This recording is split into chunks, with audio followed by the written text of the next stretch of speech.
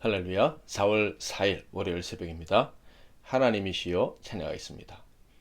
하나님이시여 하나님이시여 주는 나의 하나님이시로다.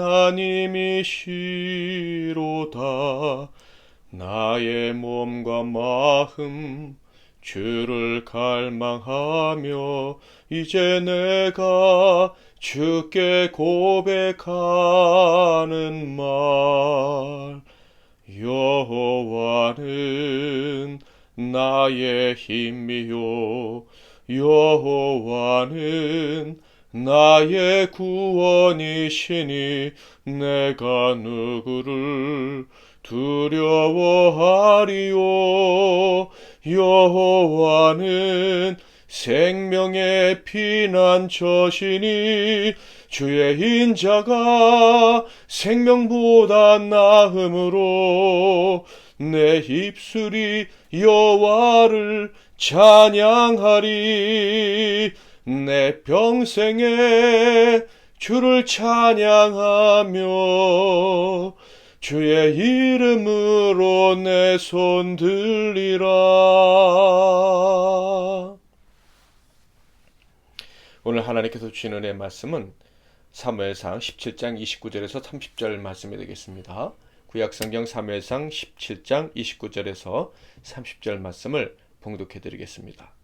다윗이 이르되 내가 무엇을 하였나이까? 어찌 이유가 없으리이까 하고 돌아서서 다른 사람을 향하여 전과 같이 말하며 백성이 전과 같이 대답하니라.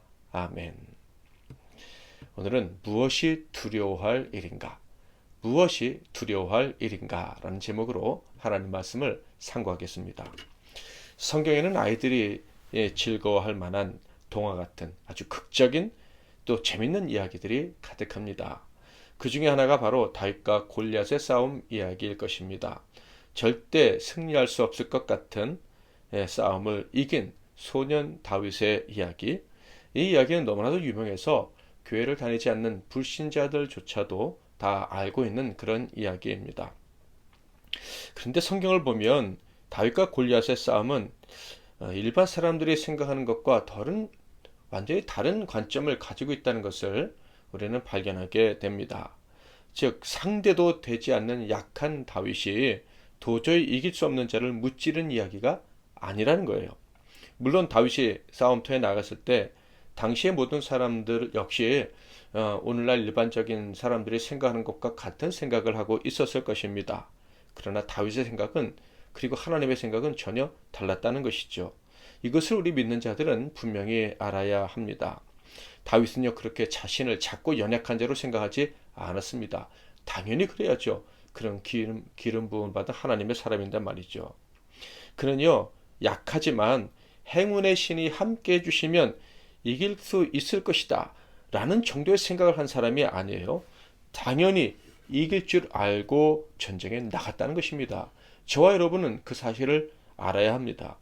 그는 하나님이 함께 하시는 자로 당당히 전쟁에 나갔고 그래서 승리를 쟁취했던 것입니다.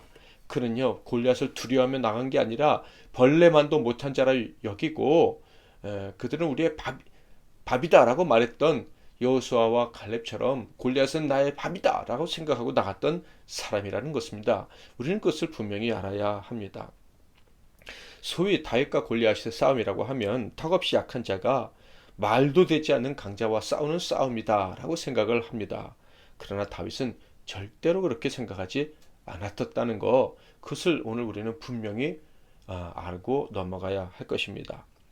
그래서 만약 다윗과 골리앗의 싸움의 의미가 무엇이냐라고 묻는다면 그는 하나님과 그의 신에 감동된 자와 우상과 자신의 힘을 믿고 까부는 자의 싸움이다, 이렇게 말을 할 것이다. 저는 그렇게 생각합니다.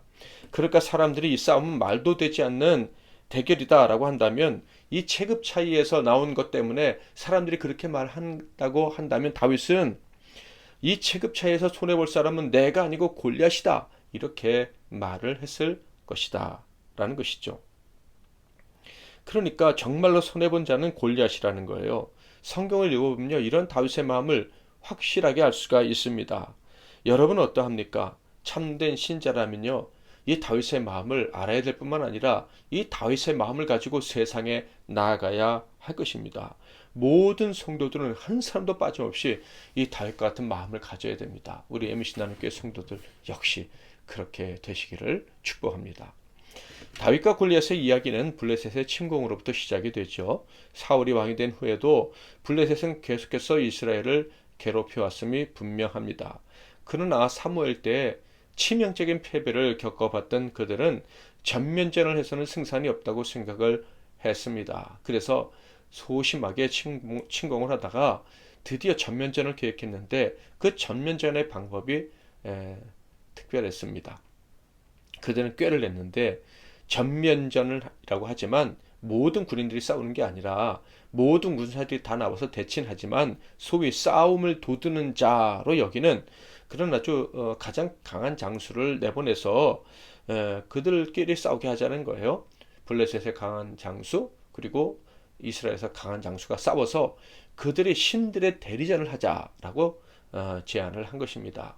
그래서 이긴 사람이 신의 선택을 받았고 이긴 나라가 신의 선택을 받은 것이니 그로 말미암아 그 전쟁에 두 사람의 싸우로 말미암아 전쟁의 승패를 결정하자라는 거예요. 이것이 블레셋 대표로 나온 골리앗이 한 말의 핵심 중 하나죠. 17장 8절 9절 그가 서서 이스라엘 군대를 향하여 외쳐 이르되 너희가 어찌하여 나와서 전열을 벌였느냐 나는 블레셋 사람이 아니며 너희는 사울의 신복이 아니냐 너희는 한 사람을 택하여 내게로 내려보내라 그가 나와 싸워서 나를 죽이면 우리가 너희 종이 되겠고 만일 내가 이겨 그를 죽이면 너희가 우리의 종이 되어 우리를 섬길 것이니라. 블레셋은 이렇게 대표할 만한 장수를 세워서 싸우자. 그래서 신들의 선택을 받은 나라를 결정하자라고 제안을 했지만 사실상 그들이 의지한 것은 누구보다 강한 절대적인 강자로 여겼던 골리앗이었죠. 자, 이런 블레셋의 제안은 이스라엘 입장에서는 아주 불공평한 제안이라고 여겨질 수 있습니다. 사울은 이런 제안이 아주 부당하다고 생각을 했어요. 그렇다고 해서 거부할 명분도 찾지 못하고 그저 두려워하며 떨었습니다. 자, 그런데 사실 이 전쟁의 방식, 이 블레셋이 제안한 방식이 불공평한 것이라면 도대체 누구에게 불리한 것일까요? 블레셋 사람들과 사울 그리고 이스라엘의 대부분의 사람들은 이스라엘에게 불리한 것이다 라고 생각했습니다. 골리앗 때문에. 그래서 사울은 두려워해서 당당히 나서지도 못했고 다른 장수들조차 나서지 못했습니다. 11절 사울과 오는 이스라엘이 블레셋 사람의 이 말을 듣고 놀라 크게 두려워하니라. 그런데 여러분 정말 이스라엘이 받은 제안은 불공평한 것이고 터무니없이 불리한 제안이었을까요? 놀랍게도 이런 견해에 전적으로 반대하는 사람이 등장합니다. 그러니까 터무니없을 정도로 불리한 쪽은 이스라엘이 아니라 블레셋이다 라고 주장하는 자가 등장을 했다는 거예요. 그 사람이 바로 다윗이었습니다. 당시 이 전쟁터에는 사울뿐만 아니라 다윗의 형들, 첫째, 둘째, 셋째 형이 참전하고 있었습니다. 그런데 이 전쟁은 생각보다 길어지고 있었죠. 17장 16절 그 블레셋 사람이 40일을 조소로 나와 몸을 나타내었더라. 너희 신이 우리 신보다 강해서 나를 이길 수 있다면 나와서 싸우자라고 하면서 이스라엘을 모욕하고 나아가 이스라엘의 하나님, 이스라엘의 신을 모욕한 지가 40일이나 되었다라는 거예요. 그런데 이스라엘 군인들 중에 아무도 나가지 못하고 당연히 왕의 자격이 있다고 여겨졌던 다윗의 형들 세 사람 역시도 나가지 못한 채 하나님의 이름이 멸시를 당하는 것을 보면서 40일을 그렇게 있었다는 거예요. 그러니까 40일 동안 골리앗에 시달리면서 몸과 마음이 지칠대로 지쳐 있었던 것이 분명합니다. 사기도 떨어졌고요. 게다가 양식도 떨어졌던 것이 분명해 보입니다. 군인들은 나라가 줄 군량비가 떨어졌다는 것을 느끼게 되었고 자급자족을 해야 된다는 것을 알게 되었습니다. 그 소식이 그 군인들의 가족에까지 전달이 되었고 다윗의 형들의 아버지 이새에게도 전달이 된 것이 분명합니다. 그래서 다윗의 아버지 이새는 전쟁에 있는 아들들에게 양식을 보내는데 다윗을 통해서 보내기로 결정을 합니다. 이렇게 양식을 가지고 다윗이 전쟁터에 오게 됐는데 거기서 다윗의 입장에선 절대로 용납할 수 없는 말을 듣게 됩니다. 바로 골리앗이 다윗이 사랑하는 하나님과 그의 나라를 모욕하는 말을 그가 들은 거예요. 17장 22절 23절 다윗이 자기의 짐을 지키는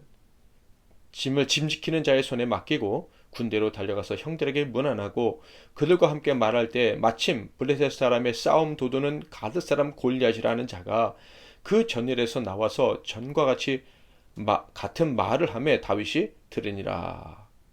그리고요, 이 골리앗의 말을 듣고 도망치는 이 군인들의 치욕스러운 모습도 목격하게 됩니다. 24절 이스라엘 모든 사람이 그 사람을 보고 심히 두려워하여 그 앞에서 도망하며. 그리고 그렇게 두려워서 도망가는 자들이 누군가가 나타나서 우리들을 도와줬으면 좋겠다, 구원해줬으면 좋겠다 하는 이런 말도 듣습니다. 놀랍게도 그런데 누가 나타나서 우리를 구원해줬으면 좋겠다라는 말이 백성들의 말이었을 뿐만 아니라 사울 왕의 말이기도 했다는 것을 다윗이 알게 되지요. 25절 이스라엘 사람들이 이르되 너희가 이 올라온 사람을 보았느냐? 참으로 이스라엘을 모욕하러 왔도다. 그를 죽이는 사람은 왕이 많은 재물로 부하게 하고 그의 딸을 그에게 주고 그 아버지의 집을 이스라엘 중에서 세금을 면제하게 하시리라. 다윗이 이 소리를 듣고 참으로 기가 막혔습니다. 그래서 묻습니다. 왕이 정말 이런 말을 하셨느냐? 그러자 사람들이 또다시 왕이 한 말을 그대로 다윗에게 들려줍니다. 다윗이 이렇게 대화하고 있을 때 그의 형 엘리압이 나서죠. 그리고 그 대화 내용을 확인하고 다윗을 다짜고짜 윽박지르면서 혼을 냅니다. 28절 큰형 엘리압이 다윗이 사람들에게 하는 말을 들은지라 그가 다윗에게 노를 바라여 이르되 내가 어찌하여 이리로 내려왔느냐? 들에 있는 양들을 누구에게 맡겼느냐? 나는 내 교만과 내 마음의 완악함을 아노니 내가 전쟁을 구경하러 왔도다. 말씀드린 것처럼 엘리압은요, 사울이 처음 봤을 때 임금감이라고 생각했던 아주 외모가 훤칠한 사람이었습니다. 그런데 지금은 아무 역할도 하지 못하고 그저 벌벌 떠는 사람들 중에 하나로 있을 뿐이에요. 그러니까 그는 애초에 임금감이 아니었던 거예요. 하나님 말씀이 맞는 거예요. 더군다나 다윗이 느끼는 거룩한 분노를 그는 전혀 느끼지 못하고 있습니다. 하나님 편에 서 있는 사람이 아니었던 거예요. 아무것도 하지 못하고 자격도 없고 하나님께 인정받지도 못하면서 감히 하나님께서 기름 부으신 다윗을 혼내는, 책망하는 이런 말을 하고 있습니다. 심지어 다윗이 교만하다면서, 다윗이 완악하다면서 혼을 낸 거예요. 자, 그렇다면 이 큰형의 책망에 다윗이 위축이 되었을까요? 전에는 형의 말에 그저 순종했는지도 모릅니다. 형들은 좋은 거 먹고 좋은 공부하면서 자기는 혼자 양을 치게 한다고 불평불만하지 않았던 다윗이었으니까 당연히 형의 권위에 순종했을 거예요. 그러나 지금은 전혀 아니었습니다. 다윗은 이렇게 대답했어요. 29절 30절 다윗이 이를 때 내가 무엇을 하였나이까 어찌 이유가 없으리까 하고 돌아서서 다른 사람을 향하여 전과 같이 말하며 백성이 전과 같이 대답하니라. 다윗은 그 형의 말을 인정하고 따라야 될 이유가 전혀 없다고 생각했습니다. 형의 입장에서는 다윗에게 완전히 무시를 당한 것이죠. 다윗의 입장에서 그 형을 그렇게 대화할 수 있는 이유가 무엇입니까? 그는 두려워 떠는 겁쟁이일 뿐이었기 때문입니다. 하나님의 명예를 생각하지 않는 그런 가짜 신자인 거예요. 하나님의 명예보다, 영광보다 자기 생명을 더 소중하게 여기는 치졸한 자, 하나님 나라에 필요 없는 사람인 거예요. 다윗의 빼어난 눈은요, 오직 하나님의 영광에만 집중하고 있었던 것입니다.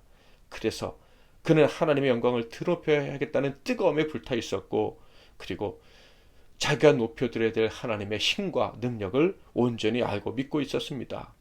그분이 자신이 의지하는 하나님이시며 자기를 돕는 힘이 되신다는 것도 알고 있었어요. 그래서 그에게는 하나님을 대적하여 모욕하는 이 골리앗은요, 결코 두려워할 대상이 아니었던 거예요.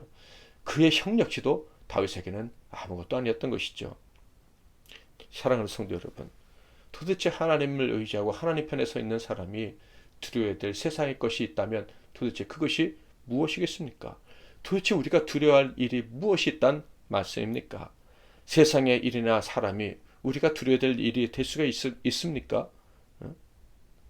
하나님을 대적하고 그래서 하나님의 이름을 먹칠하는 사람이 있다면 그를 두려워해야 될 일은 정말 전혀 없는 것입니다. 세상에 두려워할 일은 우리 하나님의 사람들에게는 전혀 없음을 우리는 오늘 분명히 알고 넘어갔으면 좋겠습니다. 이런 다윗의 마음이 우리의 마음이 되기를 바라면서 마지막으로 다윗의 노래를 듣고 기도하도록 하겠습니다. 시편 27편 1절 3절. 여호와는 나의 빛이요 나의 구원이시니 내가 누구를 두려워하리요. 여호와는 내 생명의 능력이시니 내가 누구를 무서워하리요. 악인들이 내 살을 먹으려고 내게로 왔으나 나의 대적들 나의 원수들인 그들은 실족하여 넘어졌도다.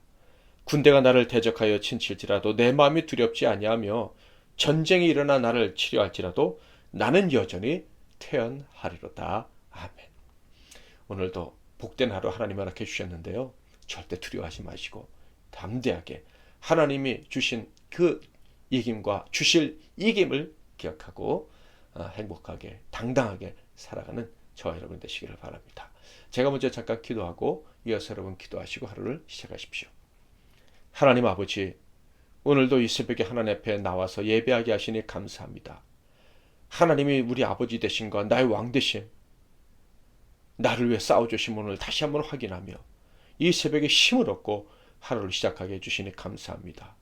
오늘 하루와 그리고 우리 평생 살아가는 날 동안에 도대체 이 세상에서 내가 무서워할 것이 무엇이 있느냐 라는 것을 늘 잊지 않고 하나님을 의지하며 승리의 삶 사는 우리 모두가 되게 하옵소서.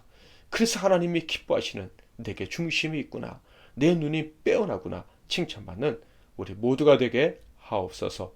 예수 그리스도의 이름으로 기도하옵나이다. 아멘.